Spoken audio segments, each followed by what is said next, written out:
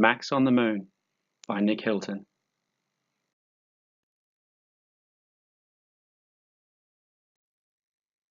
Oscar lived in a white house with his mum, Nana, and his best friend Max.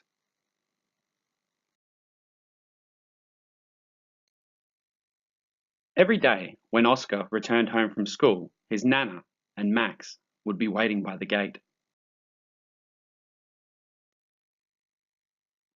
Max and Oscar would play for hours out the front of the white house.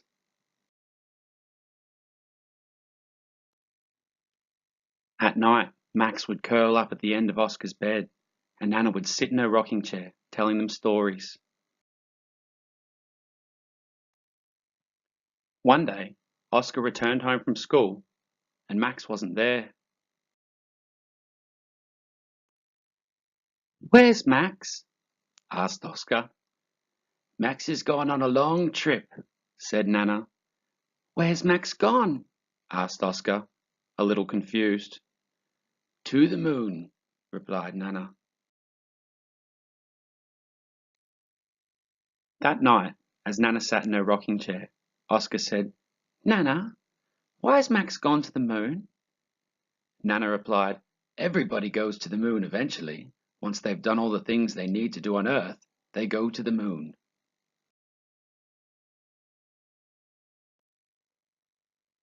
"What does Max eat on the moon?" asked Oscar. Nana thought for a moment and replied, "The moon is a big wheel of cheese. That's why some nights the moon looks like somebody has taken a bite out of it." "Now go to sleep, Oscar," said Nana. Before she left, she kissed his head and she whispered, "Don't you cry. It's all okay. The moonlight shines upon your face, and in your dreams your friend is free to laugh and play and wee on trees." And with that, Nana poked Oscar cheekily and left the room. That night, Oscar dreamed of his best friend Max with a full tummy after eating all the cheese on the moon.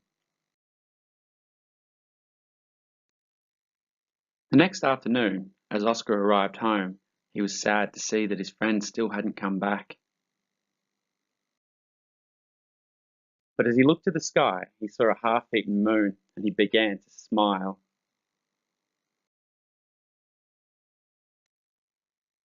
That night, Nana read Oscar a bedtime story. Oscar asked, "Where does Max go when I can't see the moon?"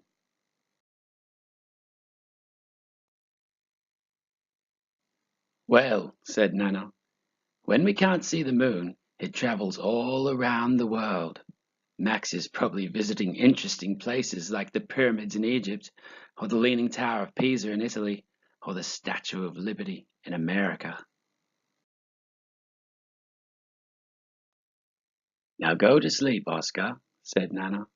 Before she left, she kissed his head and whispered, "Don't you cry. It's all okay. The moonlight shines upon your face, and in your dreams your friend is free to laugh and play and wee on trees."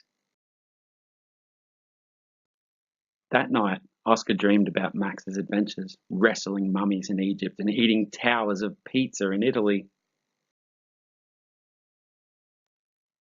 The next afternoon, Oscar arrived home and he was sad to see that his friend still hadn't come back. As Oscar got off the bus, Mum called out, "Pizza for dinner tonight!" And Oscar smiled.